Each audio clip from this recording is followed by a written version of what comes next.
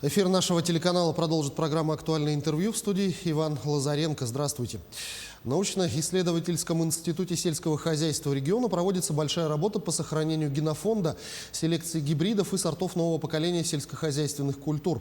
Новинками института интересуются как крупные сельхозпредприятия, так и обычные садоводы-огородники. 60% из общего числа высаживаемых культур в регионе – это картофель. Об этом удивительном овоще не только мы поговорим сегодня с доктором сельскохозяйственных наук Полиной Охлопковой. Полина Петровна, я вас приветствую. Здравствуйте. Давайте, наверное, познакомимся поближе с вашей работой. Расскажите, какие направления в области растениеводства и картофелеводства вы курируете в научно-исследовательском институте? У нас растениеводство нашего института – это самая северная точка. Нигде больше нет такого растениеводства. И вот если посмотреть по карте, единственная вот эта вот точка очень далеко от всех. И поэтому, конечно, у нас очень экстремальные условия, и растениеводство вести достаточно сложно. Мы занимаемся, во-первых, селекцией сортов адаптивного типа, которые должны быть адаптированы к нашим климатическим условиям. Это ранние, в первую очередь, много там разных. По каждому сорту разработана модель. Мы занимаемся селекцией сельскохозяйственных культур картофеля, естественно, затем, значит, зерновых культур, овес, рожь, пшеница и ячмень. Кроме того, мы занимаемся еще селекцией кормовых культур. К ним относятся такие, как однолетний горох, вика, бобовые, и к многолетним кострец, пырейник и так далее. У нас созданы сорта в этом направлении, более 50 сортов, и они все вошли в госреестр Российской Федерации и районированы по нашей зоне, и не только по нашей зоне.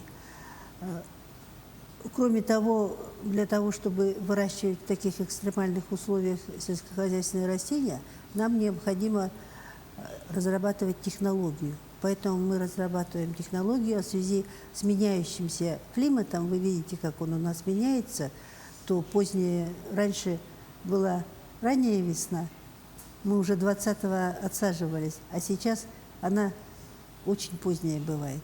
Но зато тогда в сентябре. Но тоже не всегда. В прошлом году заморозки очень рано начались, и тоже очень короткий получился вегетационный период. 60 дней где-то. Поэтому, конечно, технологию нужно всегда отрабатывать по всем сельскохозяйственным культурам. Кроме того, мы занимаемся защитой растений, потому что болезни, конечно, у нас в нашей зоне, хоть она, в общем-то, и чистая очень, но, тем не менее, в нашей зоне их тоже полно. И есть у нас еще тематика, которую мы ведем очень давно, это хранение семян, длительное хранение семян в вечной мерзлоте. То есть вот уже 50 с лишним лет хранятся семена из коллекции ВИРа, Института растениеводства имени Вавилова. И мы каждый год закладываем. Это сохранение генома тех растений, которые могут исчезнуть со временем, может что-то с ними произойти. То есть это генетический банк. В этом плане. Давайте поговорим, может быть, о селекционной работе. Все-таки это процесс, мне кажется, очень увлекательный, но все же, какие сельскохозяйственные культуры, скажем так, проще поддаются селекции, какие сорта выводить, наоборот, может быть, сложнее, и из последнего, какие новые сорта появились в вашем институте? По зерновым, например, культурам у нас ведется селекция очень давно. Еще с 29-го года начали проводить селекцию. А вот выращивается зерно у нас очень давно. Еще переселенцы, которые приехали сюда из западных районов страны в царское время, тогда и много ссыльных было, и переселенцев было много. Они привезли с собой и зерно, и, вот, и все, и так далее. Поэтому и в те времена уже выращивались какие-то сорта. Сейчас мы уже целенаправленно ведем, то есть по каждому направлению у нас разработана модель сорта, которая необходима. Вот по зерновым, например, у нас по пшенице сейчас вообще зерно у нас выращивается только на кормовые цели в основном. Но сейчас в последнее время вот мы по пшенице вывели и еще с хлебопекарными качествами сорт. Сорт Талба, это очень хороший сорт. Он, правда, еще не районирован у нас, но в госреестр уже вошел. По овсу у нас очень большое значение имеет два сорта. У нас Покровский, который был районирован по всей Сибири. Это очень давно он был выведен. Сейчас новый сорт у нас есть Виленский, который районирован по республике у нас. Но в то же время, знаете, вот мне из Сибири звонят и спрашивают, есть ли у вас такой сорт, и говорят, что он хороший. И просят у меня, я вот отправляем моим сотрудники, и там они проходят апробацию. И говорят, что урожаи там по 50-60 центнеров с гектара. Это для пшеницы это очень много. Это очень много. Плодами работы вашей гордится страна вся, да, можно так конечно, сказать. мы пользуемся, все пользуются. А вот по ячменю тоже новый сорт Баян, но он, правда, еще проходит еще оценку и еще не вошел у нас в семеноводство, но тем не менее он есть у нас. В последнее время велась работа вот по ржи, по озимой. У нас, вы сами понимаете, мерзлота, и замерзает вся почва, поэтому с озимыми у нас сложно. Но вот рожь, она выдерживает. И мы создали уже два сорта. Вот последний сорт Чалбон, который очень хороший, качественный, тоже очень подходит. И вы знаете, из него очень мука хорошая получается, на хлебопекарное качество он тоже. Это вот по зерновым. По кормовым культурам мы работаем, в последнее время стали работать вот по направлению бобовых, районировали Вику Ленскую, потом, значит, районировали горох, Сорел, очень хороший. Его хвалят, кстати, тоже. Вот, мы же, когда сорта свои выводим, мы отправляем их по госсортоучасткам. И на всех госсортоучастках их хвалят. В каких-то регионах говорят, ой, какой сорт у вас. И начинаются просьбы от институтов обычно, в первую очередь, потому что и завозятся. Ну и, конечно, ведется у нас по ягодам. Это уже давно, еще с 50-х годов ведется селекция. Смородину, конечно, все знают, особенно якутскую, это Мария Алексеевна Чертковой сорт, который очень большое распространение достиг у нас в республике. Но сейчас и новые сорта есть черной смородины, тоже не хуже и тоже очень хорошие. По картофелю. Да, вот по картофелю хотел вот спросить, отдельно любимый многими, скажем так, овощ. Какие тенденции, какие новые сорта, в каком направлении ведется работа, какую цель преследуете, идеальный картофель, какой вы видите? Картофель, конечно, к овощам не относится, это отдельное, это картофелеводство. Отдельно сам по себе. Да, сам по себе. Вот. Картофелем мы начали селекцией заниматься в 1994 году. Потому что до этого в 29 году пытались здесь проводить скрещивание и так далее, в 29-м, 30-х годах, я журналы эти смотрела, но, вы знаете, у них не очень хорошо не получалось скрещивание.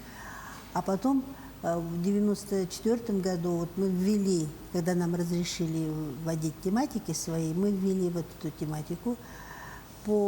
И сначала работали на так называемой парамж-селекции, коллективной селекции. То есть мы приобретали семена других НИУ, и у нас их апробировали. Вот этот сорт, например, якутянка, который сейчас на слуху у всех, он у нас выведен совместно с Институтом картофельного хозяйства. То есть семенной материал – это их. Но последние сорта, вот северный, Алдан, которые мы тоже сделали. Ну, Алдан, надо сказать, не очень удачный получился. Но, тем не менее, мы не стали его даже районировать. У него очень вкусовые качества, но урожай очень низкий. А самое главное же у нас урожай еще. Вот. А вот якутянка и северная, они очень хорошо и пошли, идут. И, например, якутянку районировали в Бурятии, а северные районировали в Тюменской области. И очень хвалят, и говорят, никто ни один сорт не переходит его. Он очень высокоурожайный, именно очень нравится. Сейчас на выходе у нас еще 2 сорта, один розовый, один белоклубневый. Ну, у них пока имен нет, но мы прошли уже все такие испытания, необходимые в селекции. Вообще в селекции это 8 питомников, плюс еще производственные испытания. Вот сейчас он у нас на производственных испытаниях, а поскольку сортоучастков у нас сейчас только 1 в Ростолоне, хотя раньше их было 4, то мы уже просто договариваемся с начальниками госсорта участков, и они берут на своем огороде у нас сорта, берут наши и выращивают. И вот в этом Валюкминском сказали, да, урожай гораздо выше, чем у всех остальных, и вкусовые качества очень хорошие. Так что вот мы сейчас еще прогоним по всем регионам, ну, нашим зонам. И тогда уже будем делать выводы. И будем делать выводы, и будем районировать на госсорты, отдадим в реестр на госсорты испытания, 3 года госсорта испытания. Вот сейчас очень многие говорят, надо быстро сорт создавать, 3 года и сорт будет. Ничего подобного. Это очень долгий процесс.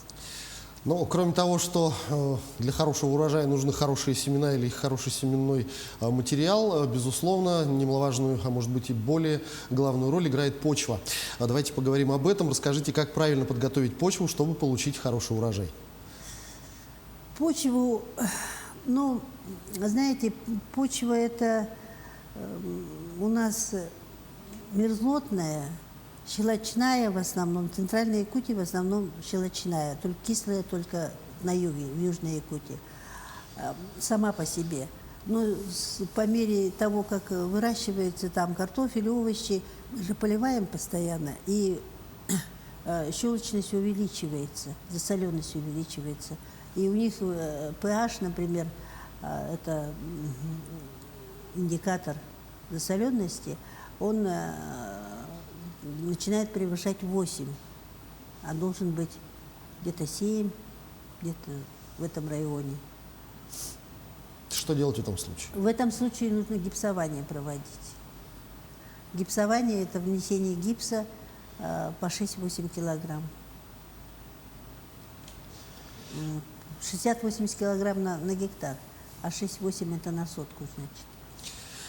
И, конечно, само собой, разумеется, обязательно нужно... Картофель выносит около 2 килограммов азота на 1 тонну, около где-то 3 килограммов фосфора и около 6 килограммов калия.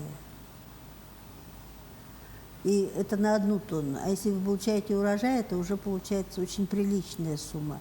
И, конечно, нужно по законам земледелия нужно проводить что? Воспроизводство. То есть то, что мы взяли, нужно туда внести. Лучше всего для частников, у нас картофелеводцы сейчас в основном у 60% в личных подсобных хозяйствах, даже, наверное, уже больше, 70, наверное, стало. И вот там, конечно, в первую очередь нужно вносить, лучше всего вносить навоз. Я вообще не советую вносить химические удобрения, там нет необходимости. Потому что какие бы они ни были хорошие, они все равно микрофлору убивают.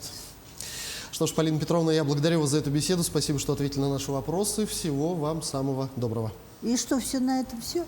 Время. Ну, дорогой Это была мой. программа «Актуальное интервью». Сегодня у нас в гостях был доктор сельскохозяйственных наук Полина Охлопкова. Берегите себя, обязательно носите маски и соблюдайте дистанцию в общественных местах. До встречи в эфире.